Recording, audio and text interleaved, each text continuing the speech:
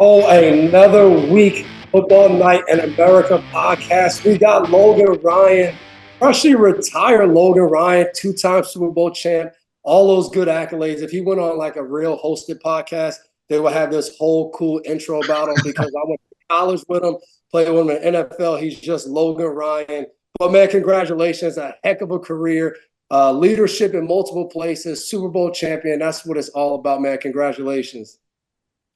Thanks, brother. I appreciate you. You definitely paved the way for me. You did a terrible job hosting me on my recruiting visit to Rutgers, but I still committed anyway, and got to see you play. You know, you're a captain in college for me. You're a captain in the NFL. So, man, you definitely paved the way for a lot of the Rutgers guys and a guy like me especially.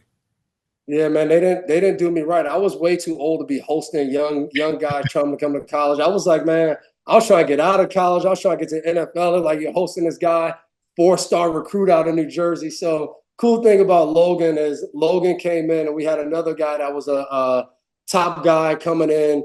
And I moved my seat back and sat right in the middle of both these guys. And Logan attached to every word, trying to get better. So it was no surprise 2-3 years later when he was one of the top corners in the country coming out. So it was cool to see, obviously, him and Duran. And speaking of you and Duran, you both went over to the broadcast boot camp. Obviously, I'm a fan of the broadcast boot camp. It led me to what I'm doing now. How was the experience? What was it like, freshly retired, and then trying to jump right back into the workforce, man? Yeah, the broadcast boot camp is amazing. Any player that gets invited or has interest in media, I highly recommend it. Tracy Perlman, who put it together in the NFL. I mean, they brought in experts, producers, analysts, play-by-play guys. I'm surprised you weren't there. To come and, teach us and let you know that, this TV stuff is work. You got to take it serious. You got to study. And there is a rhyme or reason to it. So I know we hear all these guys like Collinsworth and Phil Simms and Joe Buck, like, oh, that guy sucks, I hate him or whatever. But it's really hard what they do when you really study it. So we got a chance to be in the booth. We got a chance to call a game on TV. Got a chance to call a game on radio. Got a chance to do a podcast and all that stuff and get feedback. And one thing I just was sick of is how well the McCourty twins did there. They were like the McCourty twins, the McCourty twins, the McCourty twins. And I'm like, I can't get away from these guys. I'm tapping around like I cannot get away from these guys. So I told every producer, whatever Devin can do, I can do better. So I just think I had the confidence, knowing you for as long as we've had, that if you went and rocked it out like you did, I'll be able to be just fine by myself. And I think I had a good showing for myself. So we'll see. Man, that's awesome. I remember being there and it was like, hey, you're going to call a game on the radio. And I was like, okay. And that was the thing that I was so nervous about. The podcast I got to start with, so jumped in the podcast. That wasn't that hard. Me and Jay had already done a podcast for a couple of years, but we got in that radio booth and I was in there and the first words I said was, "You can see here." And they jumped in my ear and was like, well, they can't see. So, and it's funny, full circle. Then I called 7 games this year on the radio, including the AFC Championship. And I just thought back to that boot camp, and I was just like, I never would imagine. As soon as I finished, I text Jay and was like, yo, don't do this, don't do that, do this, do that, and I'm never, ever going to call a game again. So it's definitely a great experience because it forces you to do things that you might have walked in and said, man, I'll never do that in media. So I love that aspect about it. Yeah, it was like the NFL Combine. I mean, they had guys sweating. Guys were up till 1, 2 in the morning studying rosters because, like, you better know every name and you better pronounce it right. And you got to, so guys were up trying to pronounce Nwusu and Jackson Smith and Jigba and these names, right? And I just was like, you know what? I got 10 minutes audition to be myself. And if I don't know a guy's name, I'm going to talk about the other player. I'm going to talk about the other side of the ball in that play. And, I took a different approach of like, I'm just going to go not wing it, but I'm going to go be myself and take the coaching and then show that I'm coachable. And I think that was my way to go about it. But I mean, guys were studying harder for that than, the night before the Super Bowl. I guarantee you. No doubt about it, man. And jumping into some of these headlines in the football world and the NFL world, man, DeVonta Smith, 3 years, $75 million extension. Howie Roseman and the Philadelphia Eagles again jump in front of all of the extension talks. all of the receiver market, which is ridiculous right now. I thought it was a great idea. Like, why sit there and get to a point where we might have to tag a guy? Now he's unhappy. We're not sure if he's going to show up for off season, if he's going to even show up for training camp. Is he going to hold in and just run routes on the side? I think it's genius to jump in front because, DeVonta Smith now gets guarantee money to put in the bank, money he can invest, all those good things. And the Eagles now, in 2 or 3 years, they feel like they found a guy that a lot of guys watching will be, he's underpaid because of what the receiver market jumps to. So I think it's awesome when you see these things happen for players and for teams. Obviously, you have to know the pros and cons with all of these deals, but I think it's smart from a team standpoint to try to jump in front than now maybe trading one of your better players because you can't agree to terms, which he probably sees with A.J. Brown on the other side, who was in Tennessee with you and then gets traded and now is in Philadelphia because they couldn't work out a deal. So I thought Howie Roseman did a great job jumping in front of this, and another kind of good offseason move for the Philadelphia Eagles. Yeah, I love this move, and it's because I love the guy. And I train with DeVonta Smith. I train with him coming out in Tampa, so we have the same trainer. And this kid came out to win the Heisman and the national championship that year, and he came in and he was working. I'm talking about a dog and his work ethic. And you know me, I can run for days in terms of conditioning, and I like to set the tone in the gym. And he was right neck and neck with me. Then he was doing releases right after. And I called Joe Judge. I was on the New York Giants. I said, we got to get this guy, DeVonta Smith. I said, he's a guy. We got to get him, right? And Joe was like, okay, I'm going to do everything I can. This insider info. Look, I just gave you a nugget right there. And the Giants wanted to draft him at 12 or wherever we were at, and the Eagles hopped us. And the Eagles drafted DeVonta Smith at 11. So the Giants traded back to get an extra pick, and the Cowboys get Micah Parsons at 12. And then we get Kadarius Toney because we wanted a receiver. But I believe Joe Judge wanted DeVonta Smith. And it's because you pay guys that you trust, right? And it's a safe deal because he's a 1A type receiver with A.J. Brown, obviously. He's not a 2. He's a 1A. Or 1B, I guess, like a Waddle in these guys, right? When you play with Tyreek Hill. And, he shows up to work. He's consistent. He's durable. He doesn't miss games. And he's a professional at his craft. He's a hard worker. He's a guy who can set the tone. So when these guys go get $35 million a year, when Justin Jefferson and Jamar Chase push 32, 33, you got DeVonta Smith at 25. He's going to show up and give you 1,000 yards every single year. He's the character you want to build around. He's the work ethic you want to build around. He's a professional route runner. He catches the ball and he plays. They question his weight. He's too skinny. This guy's a dog, man. He's working out at 5 a.m. And not every player in the NFL wants to work out at 5 a.m. in the offseason. You know that. So I was impressed with him because he had so much success in college, but he was so humble and hungry kind of coming in. And I'm like, yeah, this is a guy that New York Giants need. And now the Giants have to play against him. And you pair him with A.J. Brown. You got a great duo there, but I think he's paid right where he should be in this market at top tier money. But there's going to be some guys that push this to $35 million pretty soon. So I think he's right where he should be. Yeah. How was that, right? You call up Joe Judge and you're like, man, we got to get him. And then the next year, not only do you not get him, he goes to the Eagles. What was it like playing against him? What challenges did he bring? What was that feeling? I think he's just consistent at every layer of the game. He's not the most physical. He's not going to block you, but third down, I think he can win a one-on-one. I think the red area, if he has, he can run a good route there, catch a back shoulder. He can run a good route, and he can surprise you and take it over the top. So I think he competes at all, elements of the wide receiver tree. And we had Bradbury at the time who was cooking, and we put Bradbury on him. But then when you get, A.J. Brown, now DeVonta Smith might be going against a number 2 corner, and that's a matchup that the Eagles might like. It's funny to me because a lot of people, unless you study the game, you won't know. But the way he moves reminds me a lot of Brandon Lloyd when we were in New England.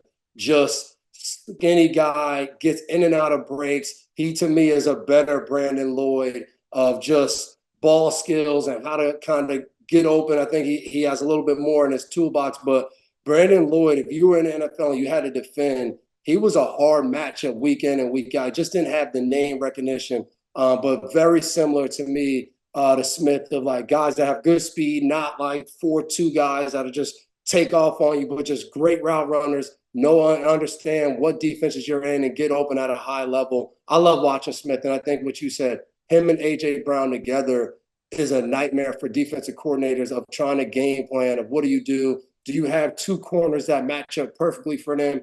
How do you handle the situation? So nightmare. And you mentioned it, these other guys are about to take this market to a whole nother level. When you talk about, you start off with Justin Jefferson and Jamar Chase and what they're going to do. But then you have a situation in San Francisco. You have Brandon Ayuk, who's kind of sitting there like, trade me. And I know all the New England fans watching are like, get Ayuk. T. Higgins, who has come out and said, hey, I think I'm going to be in Tennessee. But you look at this list, like these are all top guys in the NFL that we're not sure if they're going to be where they are right now, which to me is why, like we said earlier, this Smith deal is so good in Philadelphia. Yeah, I agree. I think DeVonta Smith's smart. Like, look, someone's got to go first, right? And CD's agent, Justin Jefferson's agent, maybe Ayuk, T. Higgins, Jamar Chase, they're like, man, I'm going to wait because we know as the market grows, the next receiver gets more, and the next receiver gets more. But in a DeVonta Smith way, he's like, man, I'm not sweating that. I'm going to lock in what I can get. It's a good deal for me. And I'm going to be lock and loaded. I'm going to produce. And in 2 years, I'm going to get another deal when the market's even higher. I think he's just that consistent type of player that is only going to improve. And that's solely because of his work ethic, behind the scenes, which I got a, front row seat right next to him, neck and neck in these workouts for years. I mean, not too many rookies are coming in when they're in that draft process. These guys have so many visits. They're barely working out. They coming out of shape. A lot of first-round rookies coming out of shape. DeVonta Smith did not come to the Eagles out of shape. He came in and was the best receiver day one that he stepped foot on the Philadelphia Eagles until A.J. Brown got there. So yep. I think that just shows you his professionalism. And I love the guys that, do it the right way, on and off the field. And he's going to continue to have stacked, consistent seasons. Yeah, man, you said it. You got to see him firsthand. But then on the other side of the rivalry, being on the New York Giants, Daniel Jones, man, injured last year, said he's healthy. He'll be back this year, ready to go. But now it's like a lot of questions in New York, and this marketing and everything that goes into it. People are sitting there like, move up, draft J.J. McCarthy if he's available, draft this quarterback, trade back, get that quarterback. Everything has now turned into get a quarterback. And a year ago, Daniel Jones is a guy that just paid $40 million. And yeah. I think the playoff game against Minnesota made people think like, hey, there might be a Josh Allen element to this where Brian Dable went to Buffalo, took this raw, talented guy, Josh Allen. He ended up becoming one of the best quarterbacks in the NFL. Maybe Daniel Jones, maybe he doesn't get to the Josh Allen level, but maybe we have this kind of experimental thing where he takes off. You being in New York, is he a guy, or should Giants fans be very happy if they go draft a quarterback this year in the draft? Man, you put me on the hot seat here. This is the new world, bro. You're retired. No more teammates. I'm going to answer it. Trust me. I would say that, DJ, I think the Giants have to look for the future here. I think they have to get someone else in there. I think DJ is a quarterback this year, and I think it's a prove-it year for him, even though he's making a lot of money. I think it's a prove-it year for him for maybe another destination or maybe, if they draft a guy, it'll be for another destination. I think, DJ has all the tools, like the size, the speed, the work ethic. I mean, he is a ridiculous worker. Everyone in the building roots for him because how hard he works, and he takes accountability. It's hard to play in New York. Similar to New England. New England, you had a lot more winning, but those last couple of years, you had to deal with that on the podium every day, like I did. And Daniel does a good job of owning that. He doesn't blame his teammates. He takes that accountability, just like Bill Belichick would want his quarterback to do and whatnot. I think Daniel's biggest issue is his ability to protect his body. Josh Allen has this backyard play about him. All these great quarterbacks have this backyard play about him. And I just think DJ just doesn't have the ability to get down or slide in time or just know how to protect. He's almost selling his body to get first downs, and that comes at a price. And I think with the neck injuries and the knee injuries, I think the injury history is why, that they're trying to move on. See, and this is what I love about the draft, because Daniel Jones is not the hot commodity right now in New York. And people are like, J.J. McCarthy, get J.J. McCarthy. And I sit there and I'm like, well, this guy had games where he threw the ball 8 times. So now you have this like mystery guy coming in, which he looked awesome in his pro day. He decided not to go to the Senior Bowl, which to me would have been awesome to see him in one of these all-star games, because now you're seeing game action, NFL style play. Do you have any thoughts? To me, I understand that people are like, I want to move on from Daniel Jones. I think one of the biggest problems is once you move on to these young guys who are coming out of the draft, which Daniel Jones was just that guy a couple of years ago, where you're drafting a guy strictly on potential and you have no idea what he's going to be because you don't have a top 3 pick. You don't have that pick with a generational guy. So now you're going to get Bo Nix or Spencer Rattler or Michael Penix Jr. or J.J. McCarthy maybe. Now you fall in the realm of those guys, and you have to really say, like, are they better than Daniel Jones? If I get a Bo Nix, an older guy who's played on 2 different teams in college, is he going to be better than Daniel Jones? And my initial reaction is, I don't know. I don't think so. I think the problem in New York right now is you pay Daniel Jones just a little bit too much money for what he brings to the table, and that makes people want to move on from him. You know, what New York desperately needs is consistency. I mean, over there, it's down, then they have a good year and, it's up and the hopes get high. And then last year it's down and just fans are so smart. Fans are so into it. What's our plan, coach? What are we doing? Who's our quarterback? What's our future? There's not time to have 2-3 years of no plan. And I think you're looking at these franchises, Pittsburgh, for instance, right? They're post-Ben Roethlisberger era. They don't really know what they got going on, right? They tried Pickett. It's not Pickett. Okay, it's going to be Russ. Well, we got Justin Fields. They don't know. The Giants had, Eli Manning for all those years. And now they don't really know. They thought it was Daniel Jones. He looked good, promising as a rookie, but he really didn't have to play much. And then, he got his chance, but he has no talent around him. Let's get him some O-line help. Let's get him some receiver help. I know Joe Judge wanted to bring a lot of skill players around him, paid Galladay, paid Tony, had Saquon, Evan Ingram. That didn't work out. Tony did not work out there. Galladay did not work out there. Saquon was hurt. The 2 years I was in New York, Saquon was hurt. ACL and coming off the ACL. So now you don't have Saquon. So it's just, you try to bring in the skill, right? You try to load the roster while you have a young quarterback, but it wasn't ready for that. Didn't stay healthy. So now you're at the position where you lost Saquon. You don't know what you're doing at quarterback because the quarterback got healthy. So everything's kind of wrecked. And I think you have to go through that rebuild again and get that right at the starting position. And I think, listen, I root for Daniel. Daniel deserves it. He puts the work in. He's had his time, though. So I think he's going to see if he's a better quarterback this year. He's going to prove it like a Baker did. They didn't show Baker much loyalty in Cleveland. I think he's going to prove it like a Baker did and then see what his market is from there. And listen, you play good a year or two at quarterback, you're looking at a lot of money, generational wealth. You're on the clock. Who you picking? New York at what pick are they? 6. I mean, who's going to be there, at 6? I don't know what quarterback's left. I'm not on the J.J. McCarthy train. So give me a Penix. I mean, he's got some injury history too, but give me some guys that can step in and play in that big market. And I think a guy like a Penix or a guy like that, I think he can step in and go wing it.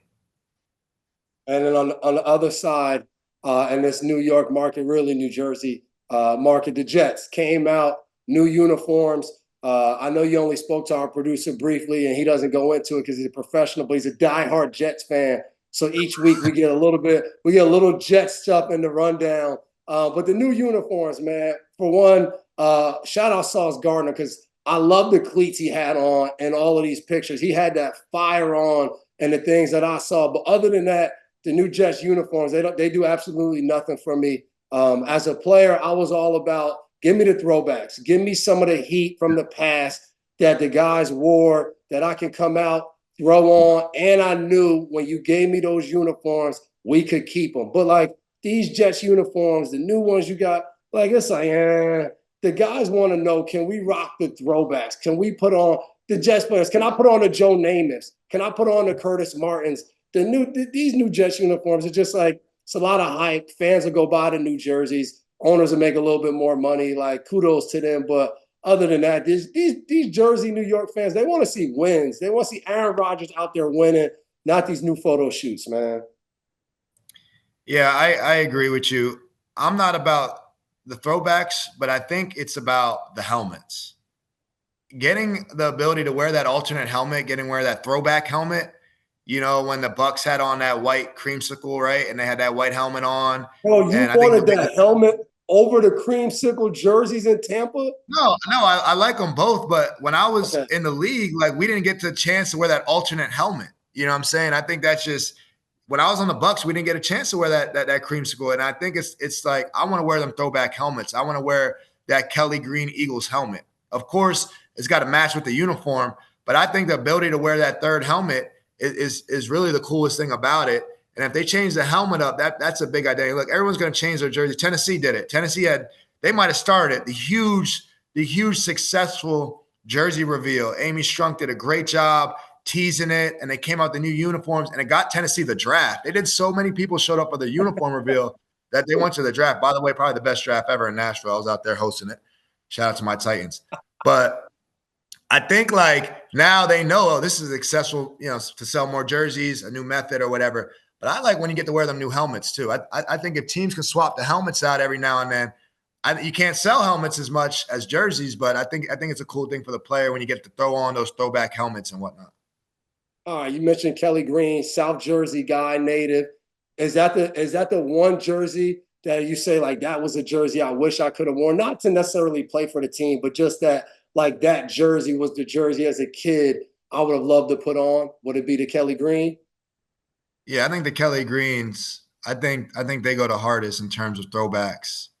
Um, I mean, it's the color scheme, what it means to Philly. I definitely think them Kelly Greens and the creamsicle, man. I remember Rondé. I remember the creamsicle. I remember that stuff. And I was a big Rondé Barber fan growing up. So I think those are definitely the two. But I think the Kelly Green, being a South Jersey kid, the Kelly Green definitely is the number one throwback. Yeah, see, for me, it'd probably be Thanksgiving. You will see the Cowboys come out. Michael Irvin will have the Cowboys throwbacks with the Yeah. stars on the shoulder. Like that was fire. And I was a Cowboys fan growing up. So Wow. that, and then I always was a fan with J Mac. And then when he was on the Titans and they would bring out the Oilers joints, I was like, man, if you play, just that's the jersey I want. But I think he only has one, so he wouldn't give it to me. So those two are my favorite jerseys. And I like when Pittsburgh wears they're a little out there, but I like Pittsburgh and I like Denver. When Denver comes out and the orange joints, those are always tough, man. I love the jerseys. I think teams should wear a bunch of different jerseys. We try to get Bill to let us bring back the '90s Patriots jerseys, the royal blue, Drew Bledsoe, Yeah, yeah, yeah. Curtis Martin, Tyler, like those. They never do it. We like they match the helmet like us, but we Yeah. never got to wear those. So hopefully Mayo can convince RKK to wear those. Don't sleep on San Francisco's too. San Francisco's got the shadowing behind that jersey's tough. I got that jersey. We wore it that Christmas game. So that San Francisco jersey and that whole West Coast fan base, we're both from the East Coast. That whole West Coast Different. San Francisco fan base is nuts out there. They definitely run it. They pack stadiums. But back to you real quick. You got such an identity crisis, man. Like you're What you from New mean? York. I don't know if people know that. You're from Nyack, New York, small town. Went to high school in New Jersey, get recruited, obviously. So you claim Jersey, but then you're a Cowboys fan from New York and New Jersey, which I don't even know how that even happens. Front runner probably growing up. So it's just, dude, you're all over the place. I It just matches my life, bro. Like when you break it all down, I'm a natural winner. I've never rooted for bad teams. It's just not in my he's a nature. I'm a front runner, winner. guys. So I knew back. I didn't know the Cowboys would be good. Born in '87, coming up in the '90s. This team's pretty good. I like their jerseys. I'm gonna roll with them. Just so happens they go off and they just start winning Super Bowls. Get drafted. Go to Rutgers first. They don't go to any bowl games. 5 straight bowl games. Win them. Then go to New England.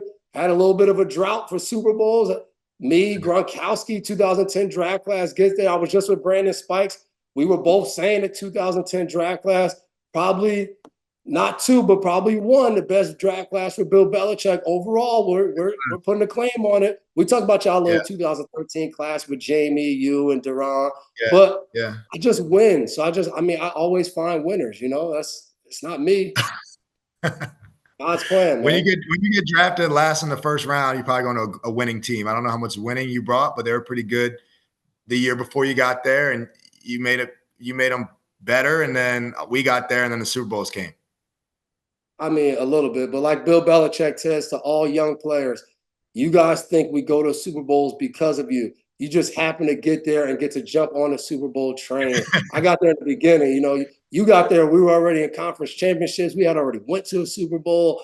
I was a new guard. The Gronks, the Matthew Slaters, the Gerard Mayos, those guys. You were the young bucks. You guys kind of jumped in and we showed you the way. Hey, we got them rings though, so not too many people can have this conversation on a podcast. So let's That's go to the all. next That's topic. all that matters, man. Every time we try to think of something a little bit funny, a little like out there, and one of my favorite movies of all time is Hitch. Hitch is one of those movies that, hey, if you're a young person or you're a single person and you're about to have a date, hey, you get to a next Netflix and chill type of night, throw on Hitch. It's a guarantee. If you like this woman or you like this man, it's a guaranteed win once you throw on Hitch. But one of the iconic scenes of Hitch is speed dating. So me and Lo are going to do a little bit of speed dating here. We're going to throw out some topics. You go, I go. We'll go back and forth. We'll mix it in here a little bit. But best teammate you've ever played with, I'll let you jump this off. Best teammate ever. Man, I wish I got a chance to play with Jay in Tennessee. That would have worked out great. But I'm going to go with you on this one just because we were teammates for so long and you did a lot for me on and off the field. So I got to go with you on this one. All right, man. This is the first time Logan's probably been rejected where he throws his out there, wears his heart on his sleeve. I'm going Matthew Slater, NFL career, all 13 years with one guy. That's a long marriage right there. He actually threw me under the bus. He went on Julian Edelman's podcast and he picked Jules over me as his work wife. So I had to kind of be that side piece, which I'm not a fan of, but I'm going to go up to New England this week, and me and Slater are going to meet on that. But best team you were on, easy for me. Best team I was ever on, the New England Patriots. Winning, everything about it was the best. You got different things. So what was the best team? Not just wins, but team you enjoyed most being on. Let's go. Let's go with a year. Why don't you date your Patriot team? What was the best Patriot team? They're all different every year. For me, it'd probably be the 2018 team. That was the team we lost. It sounds crazy. It was the most games I ever lost in the regular season to that point was 5. Lost 5, Miami Miracle, lost 2 in December. They said they were like, there's no shot this team wins. And that team was like close. We all enjoyed being around each other. So that was probably the most special team I was on. Yeah, we beat you pretty bad when I was in Tennessee in 18. I'm going to go with the 2016 Patriot team. That was my last year in New England, the 28-3 comeback. Most of that team won a Super Bowl in 14, and that was probably the most talented roster with Revis and all them. But we won a Super Bowl, got over that 10-year dry spell of without Super Bowls or 9 years, whatever it was. We got that. We celebrated that. Then we came back. We lost an AFC Championship the next year. And then we kind of came back and won it, my last year there in 16 with a lot of the same core group. And, and ended, my last game was in New England Patriots, a 28-3 comeback, greatest Super Bowl of all time, in my opinion. So I think you're not getting better than that. That was my second favorite team. I think exactly because when we were down at halftime, I felt like guys played hard strictly because like we all appreciated that team that was built together, like traded for Shea, Chris Long comes in. Like it was just like Martellus Bennett. We had like a good blend of guys that we enjoyed. We were like, man, let's not go out like this. I feel like people was like, hey, we can't go out getting blown out in the Super Bowl. Like, let's just make this competitive. And next thing you know, we was back in the game. I remember that we had this whole game plan, right? Double Julio, and Julio can't break off his left foot. He was breaking off his left foot, snagging a couple passes, right? And then when you're down 25 points, it's like the double is out the window.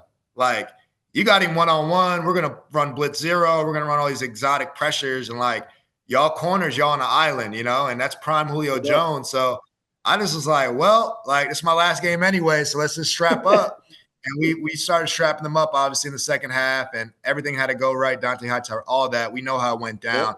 But I just remember, like, the lack of, like, no fear. Like, I wasn't afraid to lose Super Bowl. The first one I've won, I was a little afraid. I didn't want to lose it for us. I wanted to play it safe.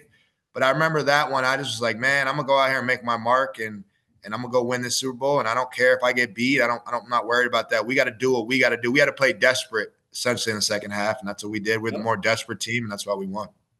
Remember how I came in the huddle and he was like, "No more my bads. We ain't got time for no more my bads." And everybody was like, High barely talked, but when he did, everybody was like, "All right, High, we got you." Like that was the turning point, man. Who was your favorite head coach that you got a chance to play for? That's going to be, this is such a Patriot themed section, but it's got to be New England. I learned so much from Bill, especially as a defensive player. Like his genius was to make it simple, and we were so efficient, and knowing where, your teammates are going to be, and just really playing true team ball. Like I'm a true team player, I think, and how my style of play is. I'm not a selfish player. I don't play for stats. I don't sit here and try to come up with the best, celebrations after tackles. I just care about winning. And I think, we won the most there. And I think he taught us how to be a winner, especially defensively. And he's the best coach to play for, without a doubt, if you're a corner. Who's your second favorite? Because you got Bill, but then you got Vrabel, you got Joe Judge, but then I know it was only for not even a full season, but you got to see a little bit of Kyle Shanahan. So like, what is the difference of like you think of like those Bill Belichick disciples? And I know Vrabel just played for him and then coach under him, and then being around Kyle Shanahan and what he does. Kyle Shanahan is great, and he's going to go down there in a Mount Rushmore of coaches. Trust me. I sat in his first meeting, and I was blown away with his ability to communicate and his similarities to Bill in figuring the game out and making it simple for his players, but from an offensive side and even defensively as well. He knows what every player is doing on every play. And I said he's a genius. I'm like, this guy's a genius. Like, they don't know how good they have it. So Shanahan was literally going to be my answer to that. If I would have spent more time with Shanahan, he probably would be my answer. I mean, he is number 2 in those lists of all those guys I played under, solely because I won championships with Bill, but I came close with Shanahan. So Shanahan is special. They're going to be a problem as long as he's coaching over there, and he is as good as Bill when it comes to scheme and getting his players prepared. Not from a negative standpoint, not from like a low lights, like, I'm going to hold you accountable from your mistakes. He's praising players. He's showing them highlights. Like, although you made a mistake here, look at everything else you did in the game, right? He's showing you all the positive things you did as well. And I think that works better with this, with these kids nowadays, and the life we're living. And I think as long as he's in San Francisco, man, he's going to be contending for championships, which is hard to do year in and year out. My last head coach in Nugget, we feel like Todd Bowles is like the hardest guy. We don't know much about him. He's just like so stoic and like easygoing, locked in. What is like a Todd Bowles story or something you could tell us? We talk about this every Sunday when we watch the games. Like, who is Todd Bowles? Yeah, so Todd is a guy that gets in the building like 4 a.m. every day, and he puts on jazz music, like just a jazz on Sirius, and soul music, stuff from like the 80s, 70s, and he just crushes film. He watches film all day long on the clicker, listen to music. So I would meet with him every morning at 5:30, 6 a.m, and he watches every day, and he'd be like, "How about this defense? How about this?" And you know me, like, I'm smart. I can play multiple positions. I can pick up defense pretty quick. When I tell you that defense was like 70 pages long, like it was 7 times the length of New England's playbook, 21 times the length of the 49ers playbook.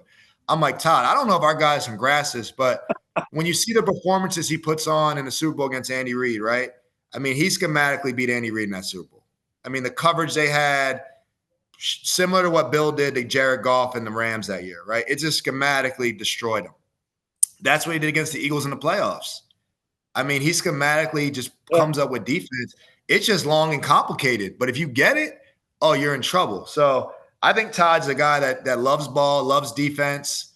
But he's in his office, sitting down, listening to jazz music about 3, 4 a.m. all the way until 8, 9 at night every day. And it's pretty funny. He's pretty relaxed, shoes off in there.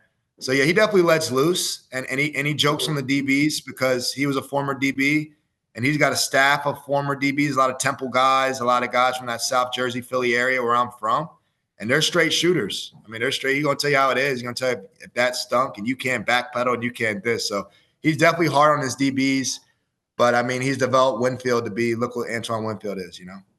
Yep. He was a dog this year. I love that though. Todd Bowles sitting in his office, jazz music, drawing up defenses that are smacking quarterbacks in the face. Like when you get hit as a quarterback, just know Todd Bowles created and thought of that defense with smooth jazz playing in the back. Like that, like you can't beat that, man. For me, I always get this question: hardest guy you had to cover. And for me, it was always Brandon Marshall. It was back when I was playing corner. Brandon Marshall was in Miami at the time. We had just switched to all-out man-to-man defense, and I'd be out there, and because there was times when I moved to safety, we have the double on him, or you'd be by yourself, and we would talk about it. But Brandon Marshall was the guy. He would either drop his head and headbutt you and come off the line of scrimmage. He grabbed the back of my helmet and throw me. He was just 235, could still run. That was nightmares for me when I had to be one-on-one with B. Marshall all game. Yeah, I'm going to answer this question with people I matched up with. The receivers I matched up with the years. Brandon Marshall is one of them. D-Hop, Larry Fitzgerald, and guys Demaryius Thomas was one I spent a lot of time covering all those AFC Championship games. I had to study them. So I always answer this question, one of those guys on the list, because I literally studied all their nuances. Like I knew when Brandon Marshall was going to grab the back of my helmet based on what foot he had up. I was studying stuff like that. So I got a good tell on Brandon Marshall a little bit. But my one is always Larry Fitzgerald. Because what I lack, and if a guy's faster than me and bigger than me and taller than me, like Brandon Marshall was, like Larry Fitzgerald was, I make up an IQ. Like I'm going to take away what you want to run. I'm going to take away what your best route is. I'm going to take away your left hand, like in basketball. I'm going to force you to your weak hand. If you beat with your weak hand, you're Kyrie Irving, whatever, But other than that, I'm going to take it away. So Larry Fitzgerald is playing the same game on offense. He's 230 pounds. He's 6'3". He's blocking every single play. So I can't tell if it's a run pass. I like to get active in the run game. I can't tell what he's doing because every play he's playing hard. So that gets me a little off of my anticipation. He's running everything out of a cut split, which is tight to the line of scrimmage, and he makes you weave. He kind of stems you outside, and that's uncomfortable for a lot of corners. So to me, he had a lot of stuff about his game that was layered. He blocked well. He ran well enough. He ran double moves, so you couldn't just sit on him like he's a slow receiver because he'll run a double move. So he sequenced everything, and a guesser, an anticipator, a guy like me that's playing poker out there, he had me guessing a lot. He had me uncomfortable. And the number one Larry Fitzgerald stat, which I always say, is this guy's got more career tackles than drops. That's sick. So after I got it all right, after I guessed right, I had good technique. I covered a 230-pound guy. He still catches the ball because he doesn't drop the ball ever, maybe once a season. And if I get a pick, he's going to tackle me. So it's like I can't get away from this guy. So Larry Fitzgerald, number one, for how he approached the game. And it's just, his stats speak for himself.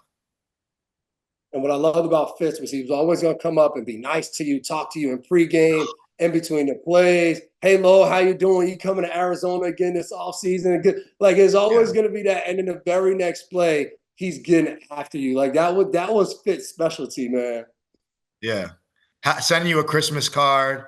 I remember I'm on the Titans. We're playing Larry Fitzgerald. I had matched up with him maybe 8 times in New England, like 800 reps up against Larry Fitzgerald. So I'm like a Larry Fitzgerald expert. And we're playing Tennessee, and he's like talking to Kevin Byard, who's a good young player, right? Like definitely one of our best defenders. He doesn't even know Kevin Byard. Hey, KB, how's the wife? How's the kids? What's going on? Like, what are you doing for Christmas? I'm like, Kevin, don't talk to him. Don't talk to him. Just no, Larry, don't leave Kevin alone. You're talking to me all day, and it's just like, how do you know his nickname's KB? How do you know he's married? How do you know? And he did his research to talk, not to trash talk, to nice talk guys. And then he catches the ball on you and picks you up, lifts you up, taps you on the butt. Good job.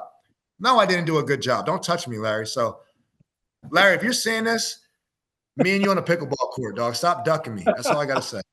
Next topic. I love it, man. Hey, what's the most memorable play of your career? I know a lot of people have this circled on their thing. A lot of Patriots fans hated you because you posted videos and everything after this game, but I'll let you talk about it. What's your most memorable play of your career? I mean, you were there. You saw it. It's that pick six to send you home. Brady's last pass there in New England. Listen, I never hated New England. I love New England.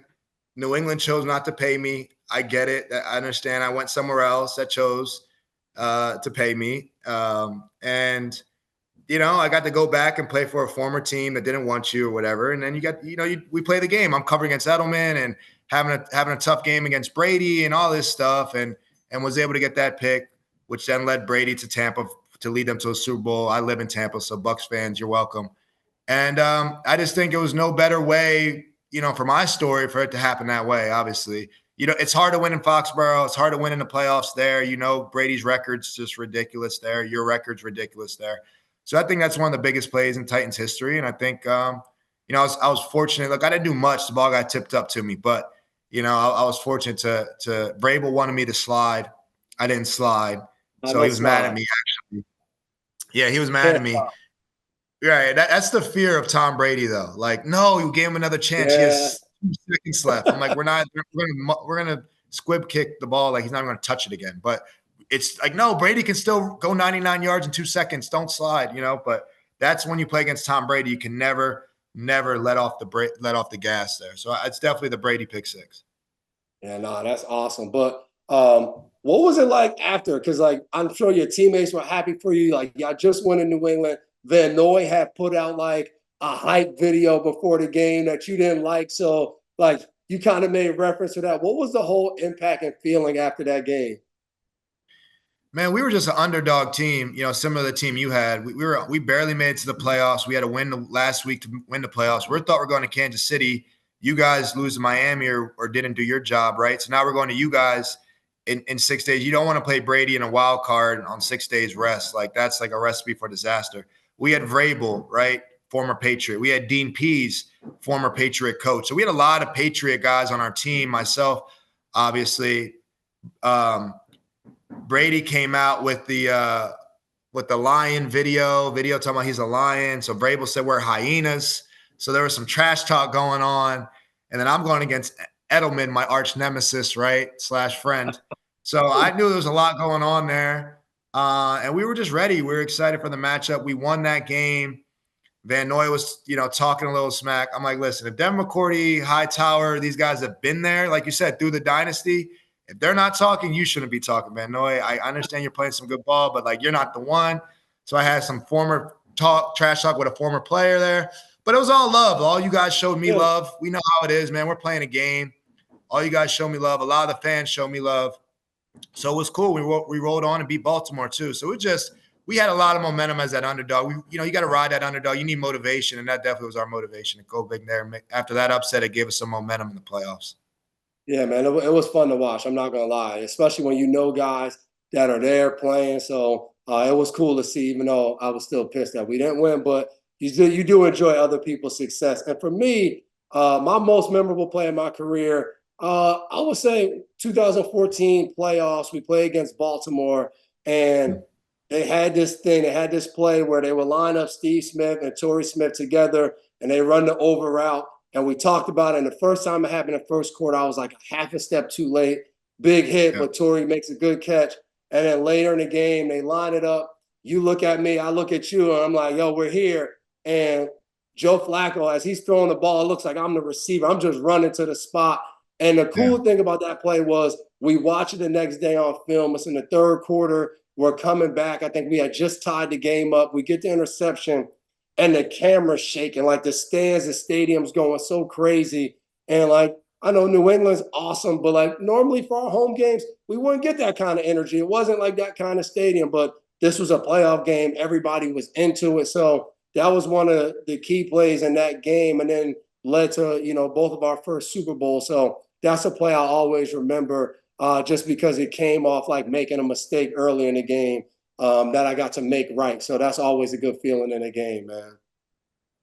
Yeah, and it was Baltimore too. That's a rivalry up there. Baltimore was a team that had beaten New England on the road. It's going to take a physical team to do it, and Baltimore had a history of doing it at times and great matchups. And yeah, we always played Peyton Manning. But it was Baltimore was that team that New England had struggled with a little bit. So I think getting down behind that game, 2 14-point deficits or something that game, something like that, comebacks. Yep. And yeah, I remember Torrey Smith running the over route, and I remember Flores being like, "Go get it, Dev," and you went and got it. And that's who you are, consistent, Mr. Reliable, and then you make that big play. It takes a lot of patience to do that at safety. So I think you're just like that patient hitter that delivers in the ninth inning, right? That's taking it good at bats, not feeling stressed. And you made that play for us. And then, Edelman had that double pass, or Amendola had that double pass to Edelman. That was all in that game. That's, you don't win that Super Bowl without plays like that, So that was definitely, I remember that play like it was yesterday. You always, had my back, and we kind of played them right into our trap, that play. So it was perfect. Yeah, some good days back there, man. Kind of last words. We got over at NBC, we got the Packers versus the Eagles. That's going to be on Peacock Week 1 in Brazil. We haven't got the information, but I'm hoping we're in Brazil for that game. I got to talk. Maria Taylor's the one that gets things done, so I got to hit Maria up and like, yo, get us in Brazil. What's the coolest place you played? I think for me, we went to Mexico City and played against the Raiders, and that was cool because it was like 100 some thousand people in the stadium, and they were going nuts. Like, it was probably one of the coolest scenes I've seen when we went to Mexico City and played that game against the Raiders. But what was one of the coolest places you got to play? I would say, I played in London, right? We know that, but I know the Bucks. I broke my foot, so I didn't get to go personally. But I know when the Bucks, I was on the team when they played in Germany, and I heard, that was nuts. The tickets sold out in a matter of minutes, packed. I mean, much louder than London. The fans brought it over there in Germany to see Brady, and just in general, I think the NFL is going to be playing in Germany forever now because of the feedback there. So I thought that was really cool. The amount of love and support all the way over in Germany. And I think the NFL has got to move this into China, into Asia, move it into that NBA market. Go tap into that when they did with Michael Jordan and those guys, like go bring it over there to those fans who probably don't see anything like what our sport. We think our sport's the biggest sport in the world. It's not even close. So I think we're starting to tap into different markets. But if you can get in there, I think that would be an awesome experience. And you about to have NBA fans sick. They already lost Christmas. Now you're telling NFL go to Asia, man. Hey, before we get out of here, we got to give a big shout out. Bill Belichick, 72nd birthday today. And funny, we were doing a run of show, and our guy was like, "Hey, you guys got any cool Bill Belichick birthday stories?" And it's always during like off-season program, and most of us wouldn't know it was Coach Belichick's birthday until you left and you went on your Instagram or your Twitter and saw the Patriots gave a happy birthday. Bill never talked about his birthday. It was always next day. It was probably a lot of those days in the offseason program where he didn't even show up, or he stayed in his office just to avoid birthday stuff. So shout out to Bill Belichick. I don't even know if he's a birthday guy. I'm assuming he's not, but I'm going to text him happy birthday today, see if he responds. Yeah, absolutely not. I mean, Bill's the last person. I know I'm not even the guy that sometimes tell people it's my birthday. Bill's the last person in the world to tell anyone it's his birthday. I had no idea today. He never celebrated that. We never celebrated that. But tell Bill, step out the office, let his dog, Nike or whatever, go take the computer today, and let him take the day off. Go on the boat.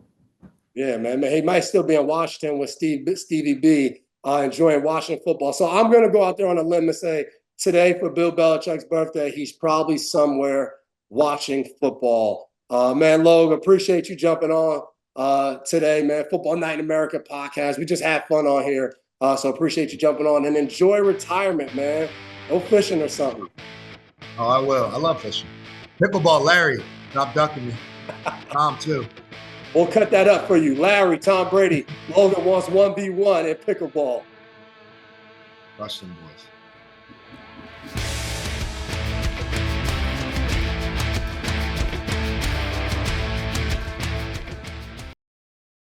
Hi, I'm Mike Tirico, and thanks for watching. Make sure to hit subscribe for the latest news and highlights from NBC Sports.